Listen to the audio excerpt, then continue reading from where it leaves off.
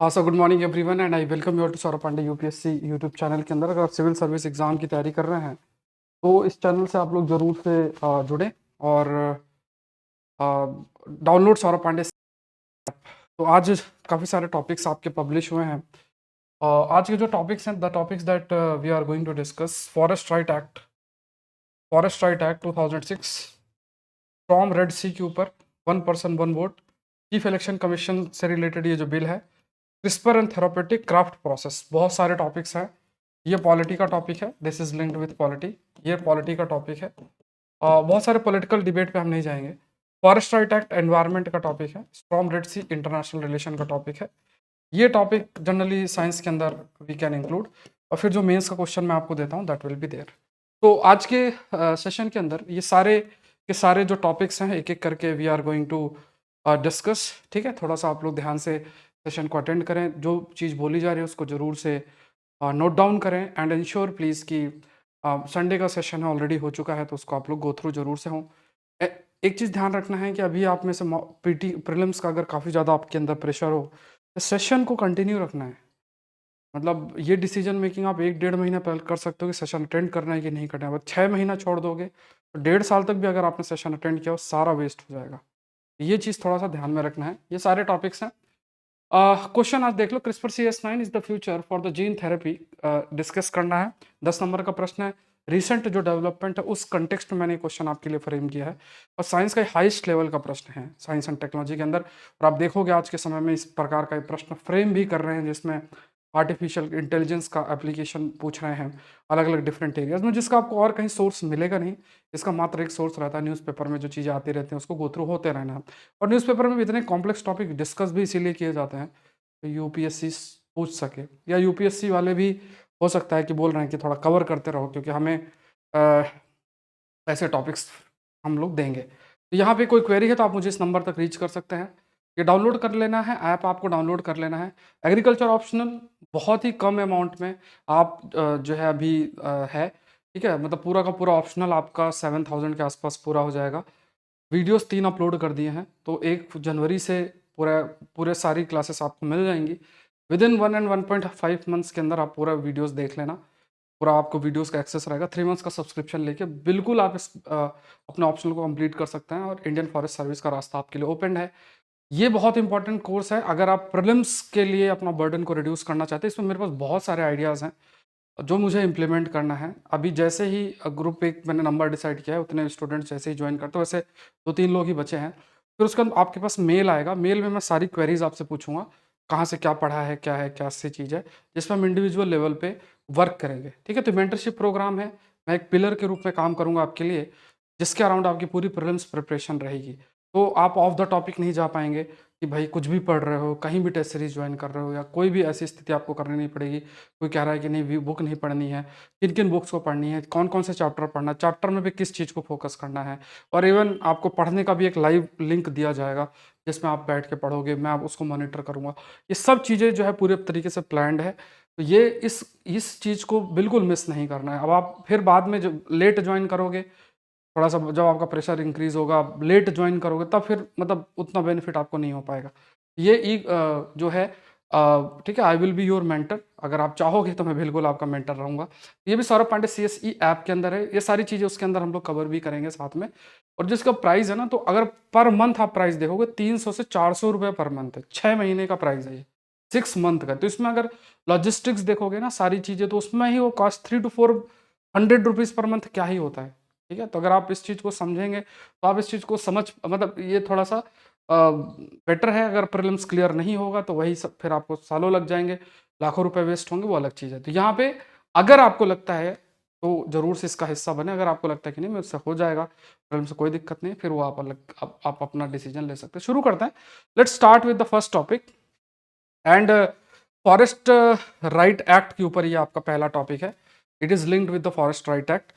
अच्छा टॉपिक है, इसमें कुछ डायमेंशंस पे चर्चा की गई है तो उसको हम डिस्कस करेंगे। पहले तो ये टॉपिक आप एनवायरनमेंट सेक्शन के अंदर नोट कर लेना। पहले तो कॉमन पॉइंट्स थोड़ा सा देख लेते हैं फॉरेस्ट राइट एक्ट के अंदर। ठीक है, फॉरेस्ट राइट एक्ट के अंदर देखा जाए 2006 के अंदर आया था, जिसमें जैसे मान लो फॉरेस्ट लैंड के ऊपर सिक्योरिटी प्रोवाइड करना, under occupation prior to December 13 2005।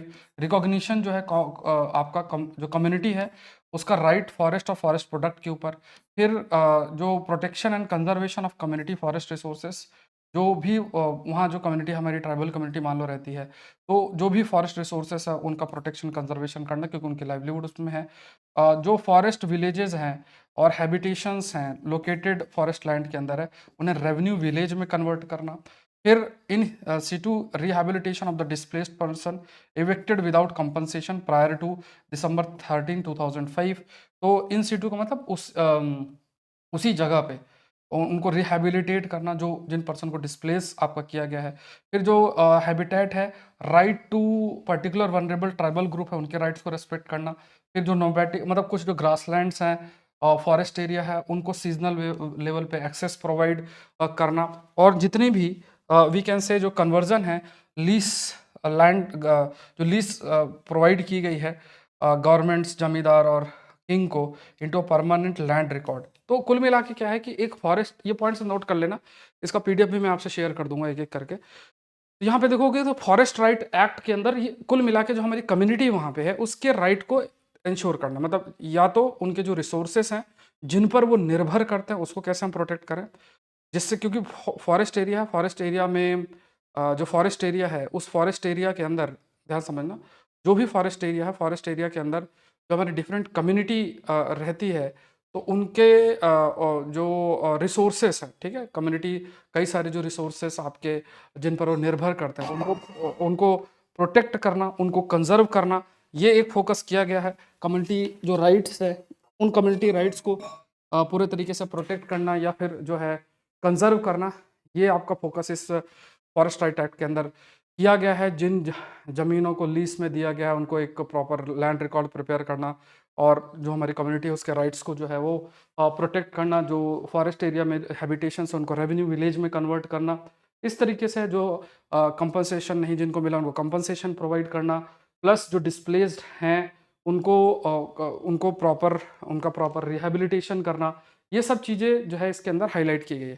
तो यहाँ पे कुछ पॉइंट्स मैंने पिक किए हैं जो इस आर्टिकल के अंदर हमें थोड़ा सा जानना है। पहला, that is the issue of so called encroachment. तो एनक्रोचमेंट की अगर बात करें तो it has been address through the individual forest right. यहाँ पे क्या है कि जैसे लाइक एनक्रोचमेंट एक बड़ा इशू था, जैसे कोई हमारी ट्राइबल कम्युनिटी है और वो उस जगह पे रह रही है और उसकी लाइवलीहुड उस लैंड पे है, डिफरेंट रिसोर्सेस उनका उन पर उनकी निर्भरता है, और कोई उस एरिया को एनक्रोच कर ले, बट ये राइट एक्ट आने के बाद ऐसे इंक्रोचमेंट को एक तरीके से रोका जा सकता है, क्योंकि ऑलरेडी लीगली रिकॉग्नाइज्ड है, जो वहाँ लोग रह रहे हैं उनके राइट्स लीगली रिकॉग्नाइज्ड है, तो कोई ऐसा किसी लैंड को मतलब एनक्रोच नहीं कर सकता है। तो एक तो ये है कि जो भी आपके विलेजेस हैं फॉरेस्ट लैंड के अंदर उन्हें रेवेन्यू विलेज में कन्वर्ट करना। फिर ये भी आपका हाईलाइट किया गया है कि जो भी आपके फॉरेस्ट प्रोडक्ट है उनको एक्सेस कर पाना, जो माइनर फॉरेस्ट प्रोड्यूस है उनको सेल कर पाना, फॉरेस्ट में जो बहुत सारी मतलब आपके कल्चरल एस्पेक्ट है, कस्टमरी एस्पेक्ट है, उसको प्रोटेक्ट करना। और नेशनल पार्क सेंचुरीज की अगर हम जो बात करें तो उसमें उस एरिया को भी प्रोटेक्ट करना, at the same point of time जो हमारे रिलेटेड लोग हैं खास तौर से, तो उनके उनके राइट्स को भी प्रोटेक्ट करना। तो most importantly to manage forest within the customary boundaries including sanctuaries and national park. तो जो फॉरेस्ट एरिया उसको भी प्रोटेक्ट, अगर हम फॉरेस्ट एरिया को प्रोटेक्ट करते हैं तो उससे एसोसिएटेड दूसरी जो चीज़ें कल्चरल कंटेक्स्ट में सांस्कृतिक लेवल पे ये जो हमारी ट्राइबल कम्युनिटी वहाँ रहती है तो उसको भी हम प्रोटेक्ट जो है कर सकते हैं। फिर इसमें एक इंटरेस्टिंग पॉइंट लिखा हुआ है, that is decentralised forest governance. Decentralised forest governance का क्या मतलब है, what do you mean by decentralised forest governance? Decentralised का मतलब होता है कि जैसे जब आप जैसे मान लो कोई चीज़ एकदम सेंटर से हो रही है तो वो सेंटर से ना होके जैसे मान लो पंचायत की अगर हम बात करें तो वो क्या है, डेमोक्रेटिक डिसेंट्रलाइजेशन। आपने पावर और उस चीज़ को मैनेज करने का पावर, वो सारी अथॉरिटी प्रोवाइड कर दी लोकल लेवल पे, वो डिसेंट्रलाइज्ड होगा। तो यहाँ पे फॉरेस्ट को अगर हमें प्रोटेक्ट करना है तो वहाँ पे we are following a decentralised approach, मतलब जो हमारे वहाँ पे ट्राइबल कम्युनिटी रहती है, जो जो भी हमारी कम्युनिटी रहती है, उसके द्वारा फॉरेस्ट को प्रोटेक्ट करने के लिए जो भी स्टेप्स हैं वो आपके लिए जाएं, या फिर हम अगर स्टेप्स ले रहे हैं तो उसमें हमारी जो कम्युनिटी वहाँ रह रही है उसका भी एक रोल जो है वो होना ज़रूरी बन जाती है। तो act lay down a democratic procedure for identifying whether and where wildlife conservation may require curtailing और एक्सटिंग्विशिंग कम्युनिटी राइट। तो ये एक्ट के अंदर कुल मिला के इस चीज़ को हाईलाइट किया गया है कि अगर सपोज करो कि अगर हम किसी एरिया को नेशनल पार्क डिक्लेयर करते हैं या सेंचुरी के रूप में डिक्लेयर करते हैं, तो किस जगह पे हमें कंजर्वेशन पे बहुत फोकस करना है और किस जगह पे कंजर्वेशन और राइट्स के बीच का बैलेंस मेंटेन करना है, ये प्रोवाइड करता। मतलब ऐसा नहीं है कि जो फॉरेस्ट राइट के अंदर जो राइट्स प्रोवाइड किए गए हैं हमारी ट्राइबल कम्युनिटी को या जो लोग वहाँ रहते हैं उनको लिया गया है, तो उनके राइट्स को पूरे तरीके से खत्म कर देना, ऐसा हमारा उस एक्ट के अंदर एम नहीं है। We we basically we can think कि अच्छा ये कंजर्वेशन एफर्ट है और इसमें हमारे जो डिफरेंट कम्युनिटीज़ हैं उनके जो राइट्स उनको कैसे हम प्रोटेक्ट कर सकते हैं और कहाँ पे अगर ज़रूरत पड़ती है जहाँ पे हमें कंजर्वेशन पे ज़्यादा फोकस करना है वहाँ पे हम कहाँ पे उसको कर्टेल या रोक जो है वो सकते हैं। So community rights over forest translate facts into a community having say if not veto any diversion of the forest and right to compensation if diverted. It mean simple कि जैसे आप फॉरेस्ट एरिया को divert कर रहे हो या लोग हैं जो लोग हैं उनको आप वहाँ से हटा रहे हो तो उनके पास राइट टू कंपनसेशन है। अगर राइट टू वीटो नहीं है but at the same point of time वहाँ पे उनका जो पार्टिसिपेशन है दैट इज देयर, ये राइट के अंदर है, ये जो है वी कैन से कि ये चीज़ प्रोवाइडेड है। लेकिन अभी अभी हाल फिलहाल में देखोगे ना तो कुछ चेंजेस जो है प्रपोज किया गया था, हमने डिस्कस भी किया था, जिसमें जो ये राइट्स हैं वो उन्हीं पर लागू होंगे या एक्ट ये उन्हीं एरिया पे लागू होगा जो कि प्रॉपरली गवर्नमेंट के डॉक्यूमेंट में जिन्हें फॉरेस्ट के रूप में रिकॉग्नाइज किया गया है। और अगर आप ये फॉरेस्ट राइट एक्ट की बात करोगे तो ये बियॉन्ड जो फॉरेस्ट एरिया रिकॉग्नाइज्ड है ऑफिशियली कि ये फॉरेस्ट एरिया है, उसके बियॉन्ड भी कई सारी चीज़ें जिसमें एक्ट अप्लाई होता था। लेकिन अब जो नया एक्ट आया है, नया बिल की अगर बात करें तो उसमें ये भी हाईलाइट किया गया कि इवन मतलब ये एक्ट मात्र सिर्फ उन्हीं पे लगेगा जहाँ पे फॉरेस्ट जो जिन्हें हम लीगली जिसे हम फॉरेस्ट के रूप में रिकॉग्नाइज हमने जिसे किया। और इवन कुछ एक्सेप्शंस भी हैं जैसे बॉर्डर एरिया, सिक्योरिटी इंफ्रास्ट्रक्चर, उसके लेवल पे 100 किलोमीटर इधर उधर जो है अगर कोई इंफ्रास्ट्रक्चर डेवलप किया जा रहा है तो फॉरेस्ट क्लियरेंस की जरूरत नहीं पड़ेगी, ऐसा एनवायरमेंट क्लियरेंस की जरूरत नहीं पड़ेगी। ये सब चीज़ें जो है आपकी हाईलाइट किया गया। तो फिर इसमें थोड़ा सा कई फिर चैलेंजेस और इश्यूज भी आ जाते हैं कि हम कैसे इस राइट के को मतलब ये जो राइट एक्ट है इसको कैसे उसके ट्रू स्पिरिट में हम इम्प्लीमेंट करते हैं। तो this right was reaffirmed by the supreme court Niyamgiri case में है। और इसमें जैसे नियामगिरी केस, फिर उसके बाद फॉरेस्ट कंजर्वेशन रूल 2022 और फॉरेस्ट कंजर्वेशन जो एक्ट है 2023, ये कहा गया कि कहीं ना कहीं ये जो राइट्स दिए गए हैं उसको बाईपास किया जा रहा है। एंड ऑल्दो अगर स्टेट लेवल की बात करें तो कुछ कंडीशंस रख सकते हैं।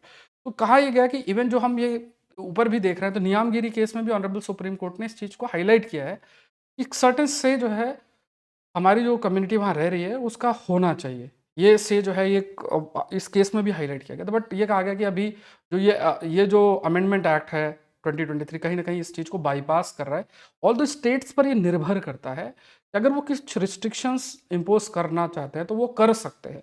तो स्टेट्स के यहाँ पे एक रोल भी आपका जो है बन जाता है।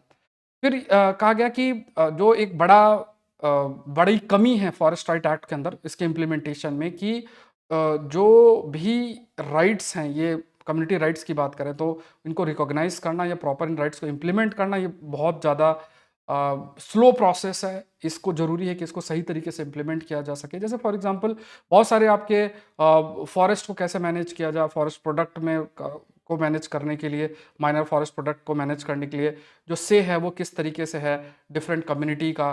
तो जो रिलेटेड राइट्स हैं उन राइट्स को प्रॉपर इम्प्लीमेंट करना ये काफ़ी स्लो प्रोसेस है और रिकॉग्नाइज करना ये भी स्लो प्रोसेस है। तो इसको थोड़ा सा हमें क्या है, इस प्रोसेस को हमें थोड़ा सा और स्ट्रीमलाइन करना है और या फिर हमें इस प्रोसेस को थोड़ा सा अच्छा करना है या सही तरीके से जो है उसको इम्प्लीमेंट करना है। और जैसे फॉरेस्ट ब्यूरोक्रेसी है वो इस चीज़ को इम्प्लीमेंट नहीं करती है ढंग से, कॉलोनियल माइंडसेट है, मतलब ये तो थॉट प्रोसेस है जो भी कर रहे हैं। तो 70 से 90% जो फॉरेस्ट है सेंट्रल इंडिया में उन्हें आपका कम्युनिटी फॉरेस्ट राइट कैटेगरी में जो है वो रखने की ज़रूरत है। उसके बाद ये भी कहा गया कि इवन जो अलग अलग जैसे हम लोग संस्थाएं क्रिएट करते हैं तो उसमें ये भी ज़रूरी है कि जो हमारे फॉरेस्ट ड्वेलर्स हैं, जो फॉरेस्ट एरिया में रहते हैं, लाभार्थी हैं, उनका भी रिप्रेजेंटेशन एक प्रकार से होना चाहिए।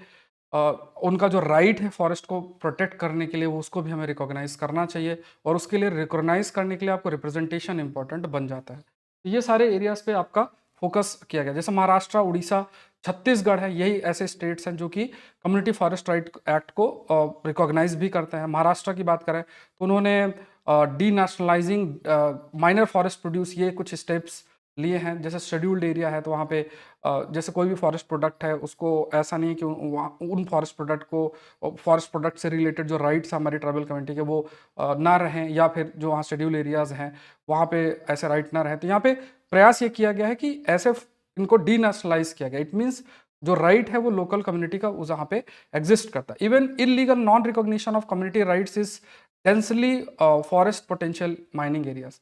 तो ये एक चैलेंज बनता है। देखो, एक तरफ जो कदम उठाया गया महाराष्ट्र, उड़ीसा, छत्तीसगढ़, इनके द्वारा कदम उठाया गया कि ठीक है, जो हमारे कम्युनिटी फॉरेस्ट राइट्स है उसको रिकॉग्नाइज किया जाए। महाराष्ट्र ने भी एक कदम उठाया, लेकिन ये भी कहा गया कि कई बार ऐसा होता है कि बहुत सारे जंगल के इलाके हैं, और क्योंकि अगर आप फॉरेस्ट राइट्स को, जो जैसे कम्युनिटी फॉरेस्ट राइट्स को रिकॉग्नाइज कर लोगे, इट्स वेरी डिफिकल्ट कि फिर अगर आप माइनिंग एक्टिविटी करोगे तो without the consent of the local वो आप कर पाओगे। तो जनरली कई बार वो राइट्स को रिकॉग्नाइज ही नहीं किया जाता है। ये एक चैलेंज बनता है। तो फिर माइनिंग एक पर्पज रहता है, जिस वजह से ऐसा जो कदम है वो आपका उठाया जाता है। Let's move to the next, the stormy Red Sea. The stormy Red Sea, the complexities of the global event. अब इसमें देखो, ये टॉपिक आपका इंटरनेशनल रिलेशन का है, आईआर का टॉपिक है। और इसमें अगर देखा जाए तो खास तौर से जो पॉइंट हाईलाइट किया गया कि जो भी जैसे हमस और गाजा के बीच में जो भी टेंशन आपका चल रहा है, तो सॉरी, हमस और इसराइल के बीच में जो एक टेंशन आपका चल रहा है, उसका इम्पैक्ट, कुछ पॉइंट्स अच्छे इसमें लिखे हुए हैं, और एशियन इकोनॉमी और ये सब कैसे अफेक्ट होंगे। तो इसमें कुछ हमारे काम का फैक्टर्स या फैक्ट्स इंपॉर्टेंट हैं। About the non state actors के बारे में भी है, ये मतलब यहाँ पे जो नॉन स्टेट एक्टर्स हैं उनकी अगर बात की जाए तो वो भी आपका हाईलाइटेड है। नॉन स्टेट एक्टर्स जो है उनके रोल के बारे में भी आपका हाईलाइट किया गया है। तो ये थोड़ा सा इंटरनेशनल रिलेशन का एक अच्छा टॉपिक फ्रेम होता है। तो यहाँ पे आप इसको नोट डाउन कर सकते हैं, दैट इज़ या आप लिख सकते हैं कि कॉन्फ्लिक्ट इजराइल हमस और इम्पैक्ट इन एशियन इकोनॉमी। यहाँ पे स्टॉर्मी रेड सी, रेड सी मतलब रेड, क्योंकि ये सारी इवेंट रेड सी के अराउंड हो रहा है इसलिए। तो देखो, यहाँ पे कहा गया है कि अगर जिस तरीके से युद्ध की स्थिति है, ठीक है, जिस तरीके से युद्ध की स्थिति है, उस युद्ध की स्थिति के अंदर ये पॉसिबिलिटी है कि इसका जो इम्पैक्ट है, खास तौर से ग्लोबल जो इम्पैक्ट है, वो एशियन इकोनॉमीज में देखने को मिलेगा। अब जैसे हम कई कॉरिडोर्स बनाना चाहते हैं, India middle east economic corridor, या कोई हम उस रीजन को डेवलप करना चाहते हैं, तो ये जो भी हम कॉरिडोर बनाना चाह रहे हैं या फिर उस रीजन को डेवलप करना चाह रहे हैं, तो we can say this thing कि अगर ये युद्ध की स्थिति इस रीजन में बनी रहेगी तो कहीं ना कहीं इकोनॉमीज भी अफेक्ट होंगी। ऑयल प्राइजेस और ट्रेड है, या फिर हम कोई लिंकेज का प्रोजेक्ट रन कर रहे हैं, वो सब कुछ अफेक्ट होगा।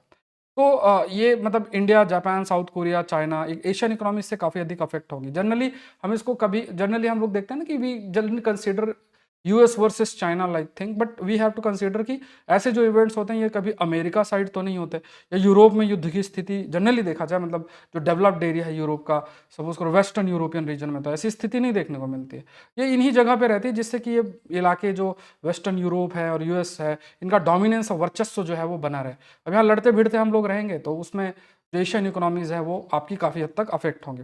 पर्शियन गल्फ की अगर बात करें तो यहाँ पे जैसे अभी ऑपरेशन संकल्प हमने रन किया था सिंस 2019 में, जहाँ पे इंडियन नेवी की अगर बात करें, इंडियन बैंक जो इंडिया की शिप्स थी उनको स्कॉट करना शुरू कर दिया। तो जैसे जनरली आप देखोगे कि जैसे हमारे कोस्टल इलाके से 200 नॉटिकल माइल का जो इलाका है, वहाँ पे प्रॉपर तरीके से जो हमारी शिप्स हैं वो मूव कर सके, पायरेसी से उन्हें बचाया जा सके। तो उसके लिए कई बार जो पेट्रोलिंग का काम हो इंडियन नेवी के द्वारा किया जाता है। अरेबियन से इंडियन ओशन रीजन में इंडियन नेवी का एक इंपॉर्टेंट रोल भी इस जगह पे रहा है।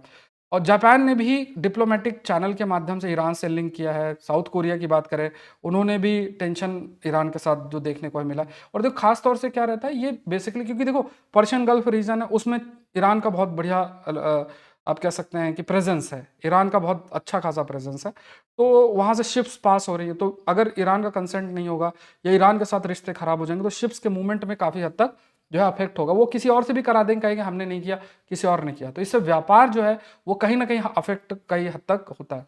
तो पायरेसी एक बड़ा, पायरेसी का मतलब होता है जैसे वो डकैत टाइप लोग होते हैं जो कि किसी न किसी, जैसे अभी आप देखोगे तो बहुत सारे केसेस आए हैं जिसमें शिप्स जा रही हैं यमन में जो हाउतीज हैं वो हेलीकॉप्टर से जहाज पे लैंड करेंगे और जो सबको बंधक बना लेते हैं। ये आप देखोगे, आपको यूट्यूब में भी कई वीडियोस मिल जाएंगे। अब हाउतीज पे कंट्रोल किसका? ईरान का। ईरान खुद नहीं करेगा, इनसे करा देगा। तो शिप्स का मूवमेंट अफेक्ट होगा, कोई ट्रेड ही नहीं करेगा, बोले हम क्यों जाएं, क्योंकि वो तो जो रहेंगे वो तो सिविलियन ही रहेंगे ना, कोई आर्मी के आदमी तो नहीं रहेंगे। सिक्योरिटी भी दोगे तो कितना दे दो, क्योंकि वहां तो पूरा देश खड़ा है, या फिर हाउतीज है उनका काफी बड़ा प्रेजेंस वहां पे है। तो ये एक चैलेंज आपका जो है बन जाता है। तो इंडिया ने चाइना, जापान, साउथ कोरिया के मतलब जो इनके साथ मिलके, खास तौर से गल्फ ऑफ एडेंस का इलाका है, जैसे अगर आप मैप थोड़ा सा देखोगे तो जैसे फॉर एग्जांपल ना, ये इस टाइप की चोंच टाइप बनी है जो आपका सऊदी अरेबिया, ओमान और यमन, ये एरिया देखोगे ना, तो यहाँ जैसे देखोगे ये यमन है, इधर ही देखोगे तो यहाँ पे गल्फ ऑफ एडन है, और इधर से जाओगे तो फिर रेड सी, सुएज कनाल और ये सब बनता है। तो यहाँ पे कि ज़्यादा कोई दिक्कत ना हो, तो इसके लिए इन देशों ने भी साथ में काम करने की बात की है कि ठीक है चलो थोड़ा सा कोऑर्डिनेशन जो है इस एरिया के अंदर कहीं ना कहीं रखते हैं। तो ये इस स्टेप्स जो है आपके हाईलाइट किया गया। तो ये नॉन स्टेट मिलिट्री एक्टर्स जो है उनका रोल इंक्रीज हो रहा है। अच्छा, इस शब्द का क्या मतलब हुआ? देखो, चैलेंजेस जो हैं वो बहुत एराइज हो रहे हैं। नॉन स्टेट का मतलब है जो कि सरकारी तंत्र का हिस्सा नहीं है। जैसे पायरेट्स हो गए, वो नॉन स्टेट एक्टर्स हैं। पायरेट्स क्या है? They are non state actors. तो अब जैसे हाउतीज हैं, they are non state actors. Houthis है ना, वहाँ की कोई सरकार थोड़ी ना हाउतीज। अब क्या नॉन स्टेट एक्टर्स को ये जो देश हैं अपने डिप्लोमेटिक टूल या अपने छोटे मोटे इंटरेस्ट के लिए उनको स्पॉन्सर करते हैं, बोलो जाओ ये रास्ता खराब करो, यहाँ से इनका जहाज जाती है, रोको इसको, जाने ही मत दो, ऐसा कुछ कर देंगे। हाउतीज जो है पूरा अपनी आर्मी और जो, क्योंकि उनके पास भी पूरा गन है, ट्रेंड लोग हैं, सब कुछ है, हेलीकॉप्टर तक है, वो लैंड करेंगे और फिर वो जहाज पकड़ ले जाएंगे। तो क्या करो, तो इससे एक चैलेंज बन रहा है। और इससे क्या होगा कि अगर ये पूरा रास्ता सारा अफेक्ट होगा तो इससे हमारी एशियन इकोनॉमी भी अफेक्ट होगी। एशियन इकोनॉमी भी कहीं हद तक क्या काफ़ी अधिक जो है वो आपकी अफेक्ट होगी, खासतौर से रेड सी का जो रीजन है वहाँ देखा जाए। तो ये जो नॉन स्टेट एक्टर का जो ग्रोइंग स्पेस है, इसको थोड़ा सा हमें डाइल्यूट करना पड़ेगा। तो ये इसके लिए फिर आपको प्रॉपर कोऑर्डिनेशन देशों के बीच में रखना पड़ेगा। Let's move to the next topic. Next editorial का टॉपिक आ जाता है। देखो काफ़ी सारे टॉपिक्स आ जाए हैं, तीसरा टॉपिक हम लोग डिस्कस करने जा रहे हैं। तो तीसरा टॉपिक है, और ये वन पर्सन वन वोट है, वन पर्सन वन वोट। अब देखो मैं बहुत स्लो नहीं आपको करा सकता, जब 4 घंटे में आपको हिंदू करा रहा हूँ तो फिर इससे अच्छा तो आप खुद ही पढ़ सकते हो, बट खुद भी इतना पढ़ने में इतना अंडरस्टैंडिंग नहीं बनेगी। आप लोग गो थ्रू हो, पीडीएफ शेयर करूंगा, उसको थोड़ा रीड करो, और बहुत ज़्यादा समय नहीं देना, फटाफट अपने नोट्स बनाओ। अगर आप ई नोट्स बनाना चाहते हो तो ई नोट्स भी बना सकते हो, लेकिन नोट्स जो है सब्जेक्ट वाइज ही बनाना है, ठीक है, ये ध्यान में रखना है। आपका जो एडवांस करंट अफेयर्स के प्रीलिम्स टेस्ट सीरीज है उसका 9वां टेस्ट कल रात को 9 बजे हो गया था, 10वां टेस्ट कमिंग संडे को है। जिसने भी दिया है बहुत अच्छी बात है, रिजल्ट पब्लिश कर दूंगा। जिसने नहीं दिया है, सोच रहे हैं कि चलो बाद में देखेंगे, तो टोटल 50 टेस्ट हैं। 10th टेस्ट इस संडे को रात को 9 बजे है। जनवरी ऑनवर्ड्स हम वीक में 2-2 टेस्ट कर लेंगे। तो ये उसमें जो भी उस टेस्ट सीरीज का हिस्सा बनेगा सौरभ पांडे CSE ऐप के अंदर, तो उसमें और भी सारी चीज़ें, जैसे 5 AM के PDF भी है, और भी जैसे टेस्ट के रिवीजन PDFs भी हैं। तो आपके लिए बढ़िया मजा भी रहेगा, आपके लिए आसान भी रहेगा आपके लिए कि आप रिवीजन कर सके। और ये वन लाइनर करंट अफेयर्स नहीं, मैंने आपको बताया कि एक लाइन बना लिया, 5 साल पहले कंटेंट बना लिया और आज भी उसको यूज नहीं कर रहे हैं, ऐसा नहीं है। विद सोर्स, जैसे 5 AM सीरीज आप देखोगे तो मैं विद सोर्स शो करता हूँ कि देखो इस दिन का आर्टिकल है, इस दिन ये है, इस दिन है, यहाँ से क्वेश्चन फ्रेम हुआ है। ये एडवांस करंट अफेयर्स है, बहुत मेहनत लगती है इनको प्रिपेयर करने में। तो अगर आप कंटेंट से गो थ्रू होगे तो आप लोग खुद देखोगे कि चीज़ें, जैसे आपका आज का 5 AM सीरीज देखो, अल्टीमेट क्वेश्चन, समझ आ जाएगा, ठीक है। तो उन क्वेश्चन, पॉलिटी, ज्योग्राफी, इकोनॉमी, वो सारे क्वेश्चंस आपके वहीं से निकल कर आते हैं। तो उनको थोड़ा सीरियसली लो, रिवाइज करोगे तो आपके बाद के लिए थोड़ा सा आसान होगा। अब यही डिसीजन मेकिंग आप मार्च में करोगे, देखो करना तो पड़ेगा आपको, लेकिन अगर आप मार्च में करोगे तो चीज़ें अच्छा नहीं हो पाएगी। इट्स बेटर हम अभी से चीज़ें प्लान करके चलें, थोड़ा थोड़ा टाइम भी दें, तो आपके लिए अब रिवीजन आसान जो है वो रहेगा, ठीक है। तो ये कुछ चीज़ें हैं। Let's move to the next part. ये बहुत अच्छा आर्टिकल है। अब इसमें मैंने जो डिस्कशन है वो थोड़ा यहीं तक सीमित रखा है, क्योंकि बाद में फिर माइनॉरिटीज़ और दूसरे एरिया में पहुंच गए, एक अलग आर्गूमेंट लेकर चले गए, बट हम उधर आर्गूमेंट लेकर नहीं जाएंगे। आपका इंटरेस्ट है तो आप देख सकते हो, बट हम यहाँ पे एक आर्गूमेंट लेकर चलेंगे, that is about the representation part, delimitation and representative form of democracy. ये टॉपिक आपका पॉलिटी का फ्रेम होता है। तो इसको देखते हैं। बहुत अच्छे आर्गूमेंट्स है, मतलब स्टार्टिंग के लगभग आप मानो कि 60% आर्टिकल हमारे काफ़ी अच्छा काम करते हैं। यहाँ पे देखो बहुत अच्छे शब्दों का चयन किया गया है। पॉलिटिकल इक्वालिटी, देखो एक तो political equality in liberal democracy is the only about the equality of opportunity to participate in the political decision making process. बहुत अच्छी लाइन लिखी हुई है, ठीक है। तो यहाँ पे देखो आज मैं हूँ, ठीक है, सपोज करो एग्जांपल मैं हूँ, आप है, कोई कैसा भी है, उसकी इकोनॉमिक कंडीशंस कैसी भी है। हमारे लिबरल डेमोक्रेसी में सबसे बेस्ट पार्ट क्या, बैठे बैठे कोई भी वोट दे सकता है, और मतलब बैठे बैठे तो नहीं, मतलब खड़े होकर लाइन में लग के वोट दे सकता है, और उसकी वोट की वैल्यू वही है। ऐसा नहीं कि किसी के पास 500 करोड़ की जमीन, 500 करोड़ रुपए हैं तो उसके वोट की वैल्यू ज़्यादा होगी, और कोई गरीब आदमी उसका वोट की वैल्यू कम होगी, ऐसा तो कुछ नहीं है ना। सबकी इक्वल वोट, ये सबसे बेसिक स्ट्रेंथ है हमारी डेमोक्रेसी की, हम किसी को वंचित नहीं करेंगे वोटिंग राइट्स। 18 साल या उससे ज़्यादा की किसी की उम्र है वो वोट कर सकता है, कुछ एक्सेप्शंस है वो अलग चीज़ है। यहाँ पे प्रॉपर तरीके से पॉलिटिकल डिसीजन मेकिंग में पार्टिसिपेट करना, एंड जो भी वोट की वैल्यू है वो जो कैरी करता है, और every member in the community they have the equal like right also and equal value in the context of, अगर देखा जाए तो जो वैल्यू है वो भी इक्वल है उनकी जो वोट की वैल्यू है। तो राइट टू वोट कब डाइल्यूट हो सकती है, ये देखो बहुत अच्छी बात लिखी है। एक तो पॉलिटिकल इक्वालिटी की बात कर ली कि भाई सबके वोट की वैल्यू जो है, सबके वोट की जो वैल्यू है वो ऑलमोस्ट सेम है, ऑलमोस्ट क्या सेम ही है, ऐसा तो नहीं किसी की वोट की, इवन प्राइम मिनिस्टर भी अपने वोट देंगे और एक गरीब आदमी भी वोट देगा, या आप और हम भी वोट देंगे, वैल्यू वोट की सेम है कि उनका भी एक काउंट होगा, हमारा भी एक काउंट होगा। ऐसा नहीं उनका उनको बोला एक ये है और प्रधानमंत्री के नाम पे 2000 वोट और है, ऐसा तो कुछ नहीं है। उनका भी एक वैल्यू, हमारा भी एक वैल्यू, तो ये पॉलिटिकल इक्वालिटी एक कंटेक्स्ट में है। फिर कहा गया कि ये जो है ना, ये जो राइट टू वोट है, इसको डाइल्यूट कौन कर सकता है, ये डाइल्यूट कर सकते हैं जिसको इन्होंने कहा that is redrawing of the boundary. अब इसका समझो बहुत ध्यान से, बहुत अच्छा आर्गूमेंट है। क्या कहा जा रहा है कि जैसे मान लो कोई एक राज्य है, अब उस राज्य में बहुत सारी कम्युनिटी है, हमारी डिफरेंट डिफरेंट कम्युनिटीज में, किसी का नाम नहीं लेता हूँ क्योंकि आपके थॉट प्रोसेस बहुत जर्नलिस्टिक होना चाहिए। आई डोंट वांट, या फिर आपको भी ऐसा नहीं सोचना चाहिए कि आप जब आपकी जो सोच है ना वो समाज को तोड़ के सोचे, ठीक है। आपको देखना है कि यार हमारे जो लोग हैं और उनको हम किस तरीके से उनके बेस्ट इंटरेस्ट को ध्यान में रखें। तो आप ये समझो कि हमारी, आप ये इन शब्दों का भी चयन कर सकते हो ऐसे ही कि हमारी डिफरेंट कम्युनिटी मान लो एक जगह पे रह रही हैं।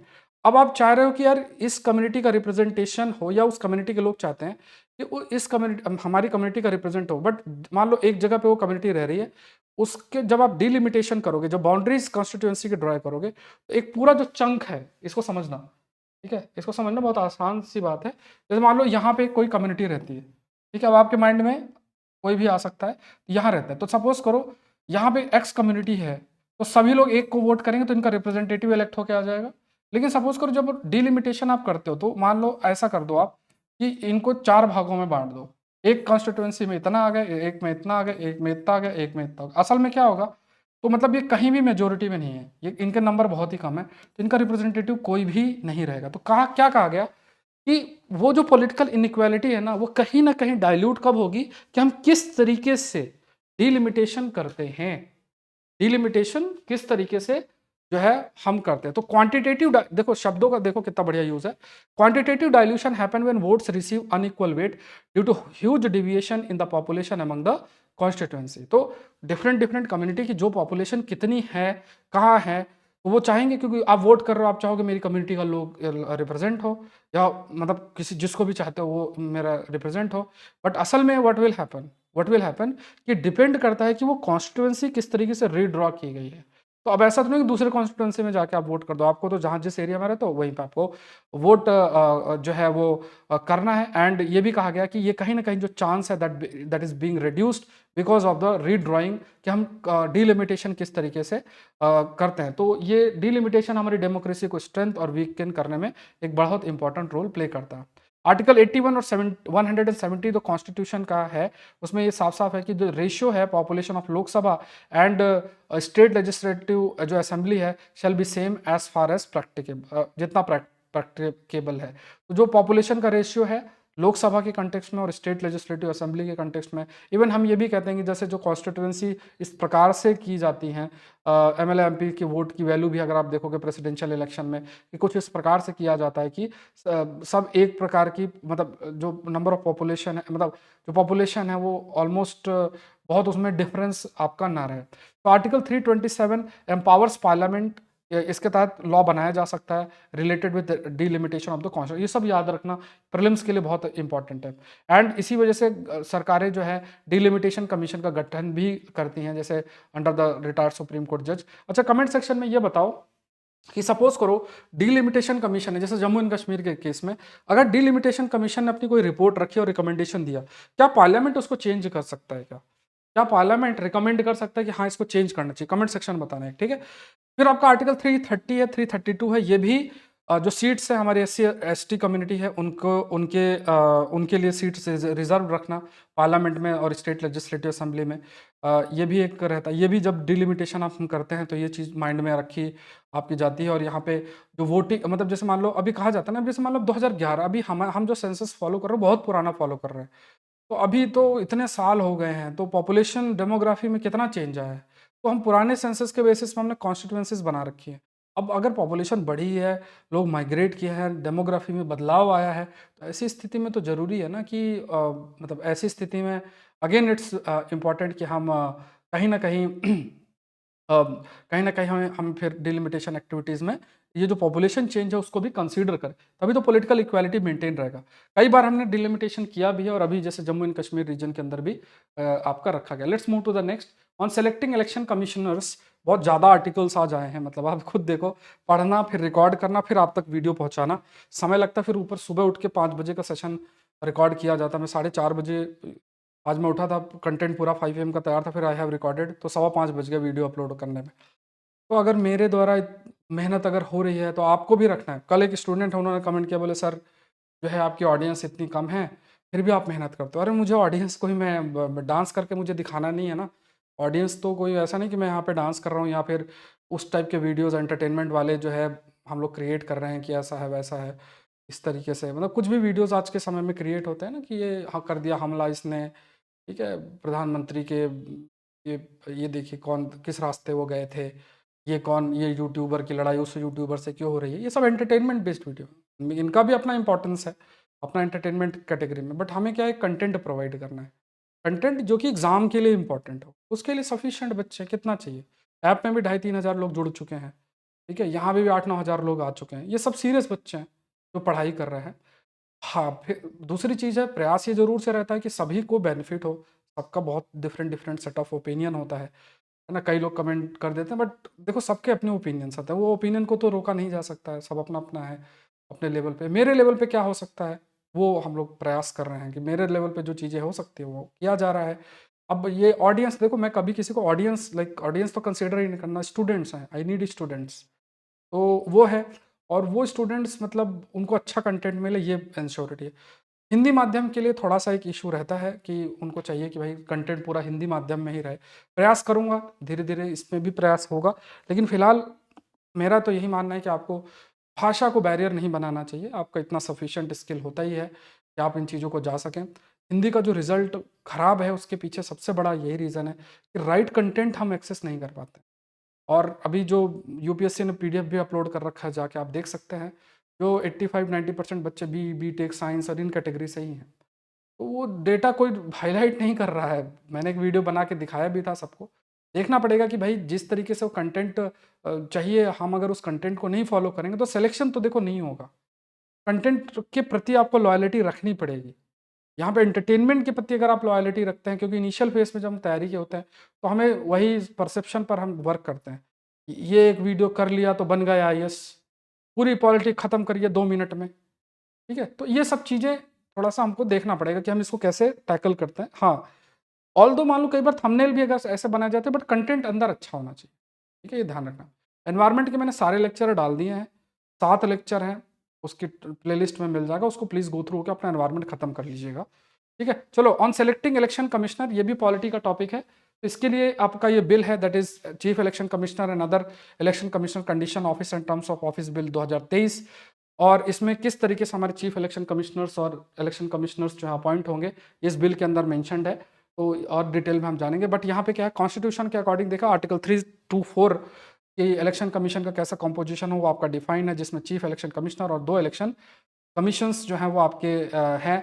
और मतलब यहाँ पे कहा गया कि जो भी मतलब चीफ इलेक्शन कमिश्नर और इलेक्शन कमिश्नर जो को अपॉइंटमेंट जो है वो किया जाए subject to the provision of any law made by the parliament. अब समझो इस चीज को कि हम क्यों लॉ लेकर आ रहे हैं, क्योंकि ऐसा कोई लॉ एग्जिस्ट नहीं कर रहा था, तो हम इसलिए लॉ, क्योंकि जो संविधान में लाइन लिखी है ना, subject to the provision of any law made by the parliament be made by the president, तो वो हमें एक पार्लियामेंट के थ्रू एक लॉ लेकर आना है जो कि पूरे तरीके से डिसाइड और डिफाइन कर सके कि ठीक है, जो हमारे चीफ इलेक्शन कमिश्नर या इलेक्शन कमिश्नर इस तरीके से अपॉइंट होंगे। तो हमारी एग्जिस्टिंग जो पार्लियामेंट्री लॉ है उसके अंदर की जो कंडीशन ऑफ सर्विस मेंशन्ड है, बट अपॉइंटमेंट के प्रति अगर देखा जाए तो वो साइलेंट है। तो यहाँ पे ये कहा गया कि सेंट्रल गवर्नमेंट की बात करें तो वहाँ पे that is the central government and there is no mechanism for insuring independence during the appointment process. तो ये बहुत इंपॉर्टेंट है कि हमारे पार्लियामेंट्री लॉ के माध्यम से हम ये इंश्योर करें कि जो अपॉइंटमेंट हो उसमें भी इंडिपेंडेंस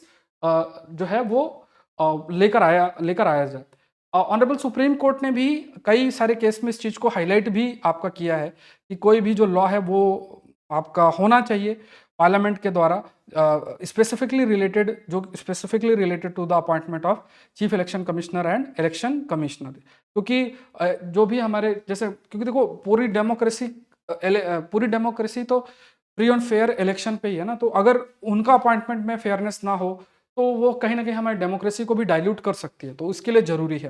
ऑनरेबल सुप्रीम कोर्ट ने ये भी हाईलाइट किया है कि जो हमारे संवैधानिक डेमोक्रेसी है उसके लिए हमें एक इंडिपेंडेंट इंडिपेंडेंट मैकेनिज्म लेकर आना पड़ेगा। जैसे ऐसे बहुत इंपॉर्टेंट संस्थाएं, चाहे इलेक्शन कमिशन हो, चाहे ह्यूमन राइट कमीशन हो, सीबीआई हो, लोकपाल हो, मतलब इंफॉर्मेशन कमीशन हो, तो ऐसे कमीशन, क्योंकि यही चीज़ हमारे कॉन्स्टिट्यूशनल डेमोक्रेसी को स्ट्रॉन्ग करते हैं। तो अगर ये शब्द थोड़ा आपके मन में है कि ये शब्द यूज कर सकते हो वो कैब में, कॉन्स्टिट्यूशनल डेमोक्रेसी मीन्स जो डेमोक्रेसी रन हो रही है as per the provisions of the constitution. तो कॉन्स्टिट्यूशनल जो डेमोक्रेसी उसको रन करने के लिए ये संस्थाएं इंडिपेंडेंट हो, ऐसा हमको इंश्योर जो है करना। इवन दिनेश गोस्वामी जो कमिटी है इलेक्टोरल रिफॉर्म और फिर लॉ कमीशन की रिपोर्ट है, 255th रिपोर्ट है, उसमें भी कहा गया कि चीफ इलेक्शन कमीशन और इलेक्शन कमीशन वो अपॉइंट होने चाहिए बाय अ कमिटी जिसमें आपके प्राइम मिनिस्टर हो, चीफ जस्टिस ऑफ इंडिया हो और लीडर ऑफ ऑपोजिशन या फिर लार्जेस्ट ऑपोजिशन पार्टी लोकसभा के अंदर आपका होना चाहिए। ऑनरेबल सुप्रीम कोर्ट ने भी अपना जो पावर है आर्टिकल 142 का इस्तेमाल करके कुछ गाइडलाइंस भी प्रोवाइड की थी for the appointment of chief election commission and election commission, जिसमें इन्होंने कहा कि एक कमेटी होनी चाहिए अपॉइंटमेंट के लिए जिसमें prime minister, CGI, leader of opposition होने चाहिए। तो जो लॉ कमीशन ने बोला, ऑनरेबल कोर्ट ने उसको आर्टिकल 142 का इस्तेमाल करके, जिसमें कहा जाता है कि इस आर्टिकल के तहत एक बहुत हाई लेवल का पावर कोर्ट के पास होता है जिसमें जस्टिस को इंश्योर करने के लिए वो कोई भी जजमेंट्स जो है वो दे सकते हैं। अब लॉ के अंदर, इस लॉ के अंदर क्या प्रपोज्ड है, तो चीफ इलेक्शन कमीशन और इलेक्शन कमीशन वो अपॉइंट किए जाएंगे जो होल्ड कर रहे हैं और have held the post equivalent to the rank of secretary to the government of India, मतलब उन्हीं को अपॉइंट किया जाएगा जो सरकार में सेक्रेटरी तक की पोस्ट जिन्होंने होल्ड आपकी की होगी। फिर उसके बाद आपके पास सर्च कमेटी होगी जो एक बनाई जाएगी ministry of law and justice, तो उसमें कुछ नाम फाइनलाइज करेंगे, नाम आगे रखे जाएंगे। फिर जो अपॉइंटमेंट है that will be done by the president, recommendation prime minister, leader of opposition and in the Lok Sabha and union cabinet minister जो है to be nominated by the prime minister. तो यहाँ पे आप देखो सीजीआई जो है उनको इंक्लूड नहीं किया गया। अब देखो ये तो लड़ाई बनी ही रहती है, अब जज के अपॉइंटमेंट में एग्जीक्यूटिव को इन्वॉल्व नहीं कर रहे हो तो वो एग्जीक्यूटिव को, मतलब यहाँ अपॉइंटमेंट में जजेस को इंक्लूड नहीं करेंगे, ये अंदरूनी बातें होती हैं, मतलब एक आपका रहता है। तो बेसिकली एक पहली बार पार्लियामेंट प्रपोज कर रहा है कि किस तरीके से, मतलब मैकेनिज्म के प्रपोज कर रहा है कि किस तरीके से जो चीफ इलेक्शन कमिश्नर और इलेक्शन कमिश्नर जो उनका अपॉइंटमेंट हो। ठीक है, let's move to the next topic. Session को लाइक जरूर करें, चैनल को सब्सक्राइब जरूर से करें, काफ़ी ज़्यादा टॉपिक्स हैं। आप कभी 10 मिनट बोल के देखना, अभी ये कंटिन्यूस मैं विदाउट ब्रेक बोलता जा रहा हूँ, इसके बाद हालत ख़राब हो जाती है बोलने कंटिन्यूस जब आप बोलते हो ना। और दूसरी चीज़ ये है कि मैं इसको 2 घंटे सेशन नहीं खींच सकता, खींचने को तो एक टॉपिक में ही जम के टाइम लगे, बट टू द पॉइंट हो, टू द पॉइंट डिस्कशन हो, कंटेंट नोट करते जाओ तो वो समय बचेगा आपका। So let's discuss this topic, era of CRISPR therapeutic. तो इस पर हमने पहले भी डिस्कशन, अगर इफ़ यू रिमेंबर, हमने कर रखा है इसके ऊपर, बट थोड़ा सा मैं आपको कंटेक्स्ट देता हूँ जिससे चीज़ें थोड़ा सा आपको समझने में आसान होगी। क्रिस्पर CS9 और ऐसे एरिया से काफ़ी अधिक प्रश्न बिल्कुल बन सकते हैं। लगातार अगर आप देखोगे तो जीनोम सीक्वेंसिंग, जीन एडिटिंग, इन एरियाज़ में बिल्कुल प्रश्न आपके लिए फ्रेम पहले भी हुए हैं। तो इसको थोड़ा समझते हैं, ठीक है, इसको थोड़ा सा लेट्स डिस्कस दोज टॉपिक्स। पहला देखो, इसमें पहला जो टर्म आपको देखना है, the term that you have to understand is about the gene therapy. ठीक है, एक कंसेप्ट है दिस इज जीन थेरेपी। एक तो ये समझना है, ठीक है। फिर क्रिस्पर के ऊपर डिस्कस करेंगे। जीन थेरेपी का मतलब क्या है, जैसे मान लो हमारा जो शरीर है सेल्स का बना है, सेल्स में न्यूक्लियस है, न्यूक्लियस के अंदर क्रोमोसोम है, फिर इसी के अंदर आपका डीएनए है, डीएनए के अंदर जीन्स प्रेजेंट होती हैं, ठीक है। तो कहाँ निर्भर है, आपका नोज, आपकी स्किन, आपके हेयर, आपकी हाइट, हर चीज़ जीन पर निर्भर करती है।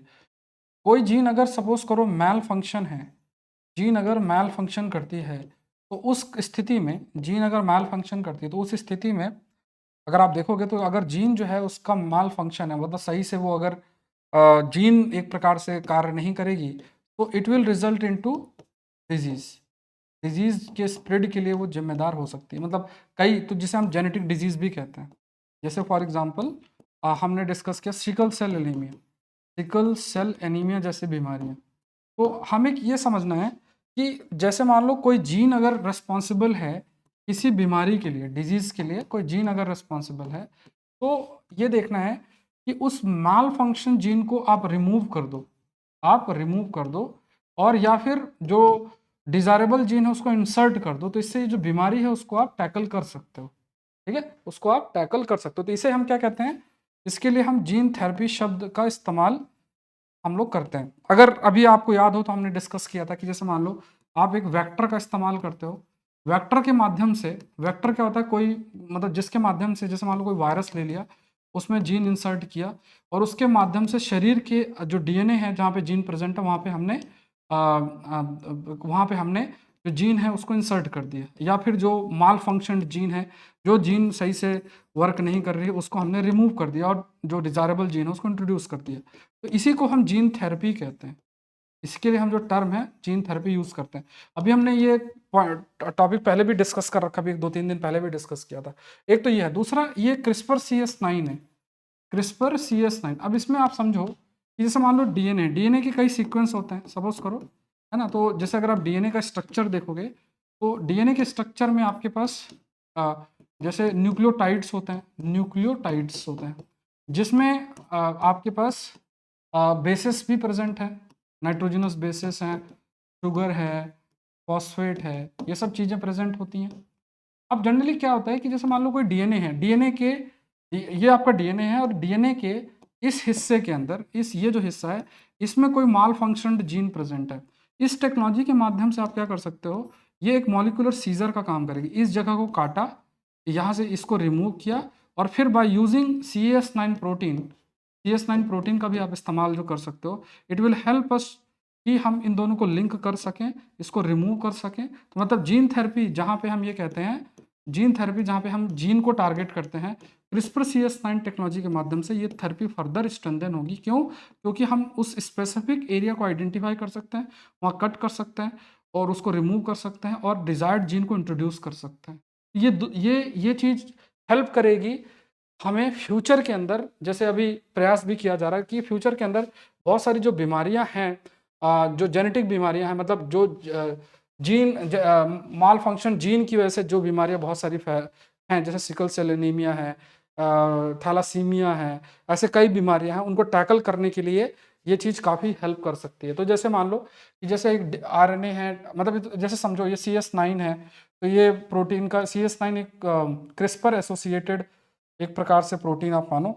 तो यहाँ पे जैसे एक डीएनए है, इसको समझना, ठीक है। जैसे मान लो बस यहाँ तक समझना कि मान लो ये डीएनए है, ये टारगेट डीएनए है, ये टारगेट डीएनए है, यहाँ आपने CS9 प्रोटीन यूज़ कर ली, और इस यहाँ पे आपने क्या किया, इस प्रोटीन और क्रिस्पर के माध्यम से आपने क्या किया, यहाँ पे मतलब एडिटिंग कर ली। मतलब अगर आप जीनोम एडिटिंग करते हो ना, मतलब जेनेटिक लेवल पे आप कुछ, जैसे मान लो एक कपड़ा, एक कपड़ा ये है, एक कपड़ा ये है, अब इन दो कपड़ों को जोड़ना है, तो आप क्या करोगे, इस कपड़े को काटा, इस कपड़े को काटा, और इसको फिर दोनों को जोड़ दिया।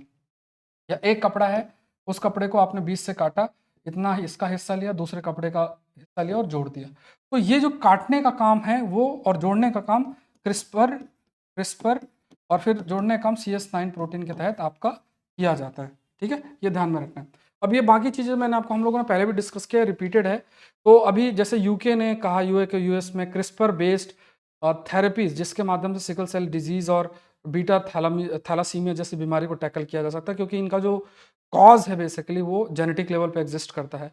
और यहाँ पे clustered regularly interspace short palindromic repeat, ये क्रिस्पर का फुल फॉर्म है।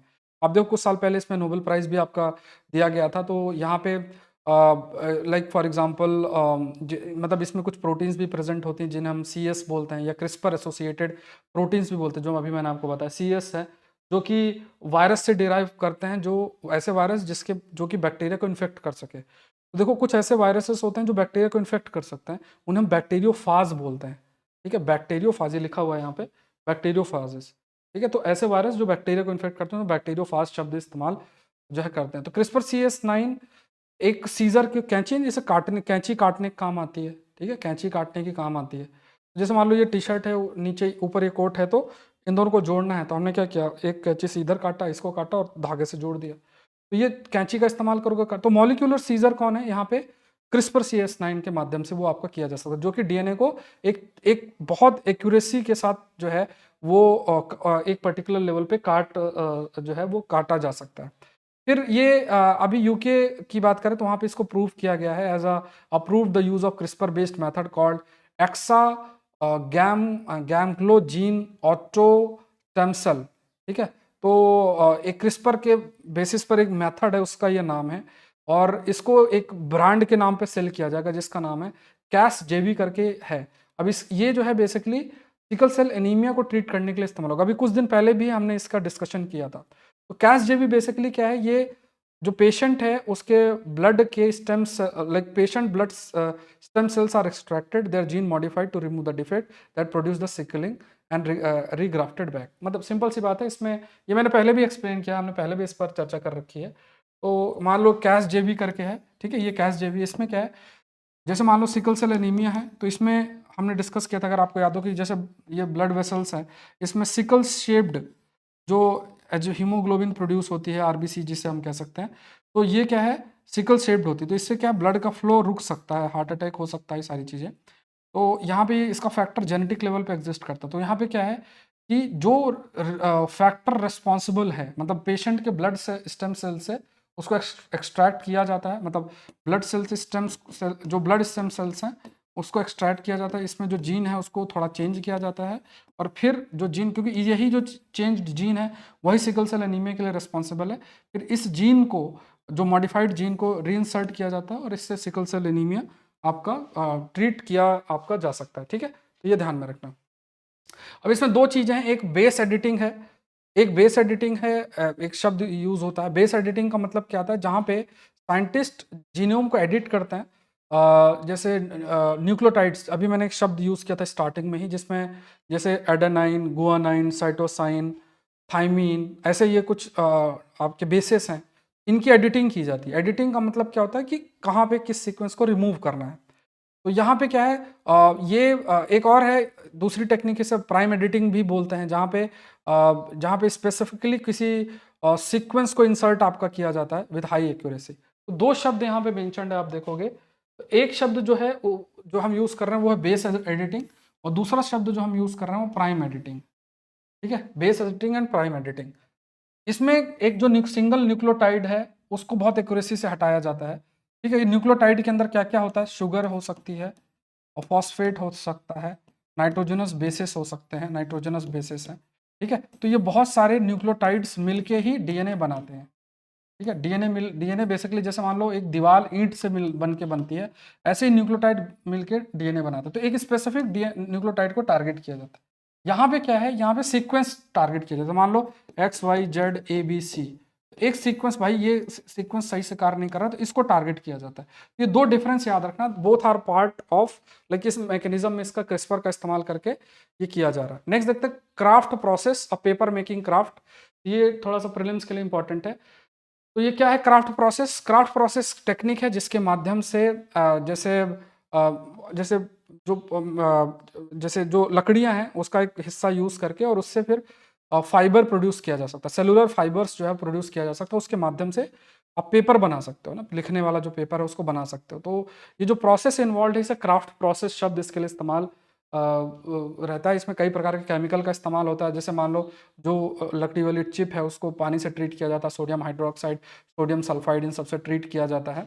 और एक सर्टेन टेम्परेचर के साथ। फिर जो लिग्निन है ना, और हेमी सेलुलोस है, इनके बीच के जो बॉन्ड्स हैं, मतलब ये केमिकल कंपोजिशन है। किसी भी लकड़ी में लिग्निन है, हेमी सेलुलोस ये प्रेजेंट होता है, तो उनको ब्रेक, इन बॉन्ड्स को ब्रेक किया जाता है, ब्रेक आपका किया जाता है, और फिर आपका पेपर जो है वो बनता है। ठीक है, ध्यान रखना। क्वेश्चन देख लो, CRISPR CS9 is the future for the gene therapy. ठीक है, तो इसमें आपको ये याद रखना जो हमने डिस्कस किया है, इससे पहले भी एक लेक्चर में मैंने डिस्कशन किया था, वो भी ध्यान रखना है। यहाँ पे ये नंबर है, कोई डाउट हो तो आप इस पर मुझे रीच कर सकते हैं। Saurabh Pandey CSC app download कर लेना। एग्रीकल्चर ऑप्शनल शुरू हो रहा है, प्राइस मात्र 7000 रुपीज़ है, और इसमें पूरा ऑप्शनल है। ठीक है, ऑप्शनल का इसमें बुकलेट भी दूंगा आपको। ठीक है, बुकलेट विल ऑल्सो भी provided, PDF and everything will be there.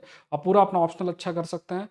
पूरे वीडियोस आपको 1 जनवरी में पूरे वीडियोस मिल जाएंगे। अभी ऑफर चल रहा है तो उसका बेनिफिट आप उठा लो। ठीक है, 25 की तैयारी करो, जबकि भी तैयारी करो, तो इसमें डिले नहीं करना है। कोई डाउट हो तो आप मुझे मैसेज कर सकते हैं। एग्रीकल्चर ये मेंटरशिप प्रोग्राम है, प्लीज़ इसका हिस्सा बने। जो इस साल को टारगेट कर रहे हैं, अगले साल को कर रहे हैं तो मत बनना। अगले साल कर रहे हो तो अपना ऑप्शनल कंप्लीट कर लेना। कई दूसरी संस्थाएं भी जहाँ मैं पहले काम करता था, तो वहाँ पे अपने हिसाब से वो लोग मेरा नाम, मतलब एग्रीकल्चर ऑप्शनल रन भी कर रहे हैं, बट वहाँ पे वो जो भी कंटेंट होगा पुराना कंटेंट होगा, अपडेटेड कंटेंट नहीं होगा। अगर आप वहाँ से करते हो, आपका कंटेंट पूरा नहीं होता, तो उसके लिए फिर आप रिस्पॉन्सिबल हैं। आप फिर उसमें मैं कुछ नहीं कर सकता हूँ। ये मेरे द्वारा अपडेटेड कंटेंट जो है वो आपको अवेलेबल रहेगा। यहाँ पे मेंटरशिप प्रोग्राम है, इसके बारे में मैंने स्टार्टिंग में डिस्कस कर रखा है, तो आप लोग गो थ्रू हो जाना। ये सारी चीज़ें इस मेंटरशिप प्रोग्राम में रहेगी। मेंटरशिप प्रोग्राम बहुत इंपॉर्टेंट है, जरूर से हिस्सा बनना। अगर आप इस साल का एग्जाम को टारगेट कर रहे हैं, 25 का टारगेट कर रहे हैं, तो मेंटरशिप प्रोग्राम आपको नहीं चाहिए, फिर उसके लिए मैं अलग से लॉन्च करूंगा। मिलता है नेक्स्ट सेशन के अंदर। सेशन को जरूर से लाइक करें, चैनल को जरूर से सब्सक्राइब करें। Thank you everyone, thank you.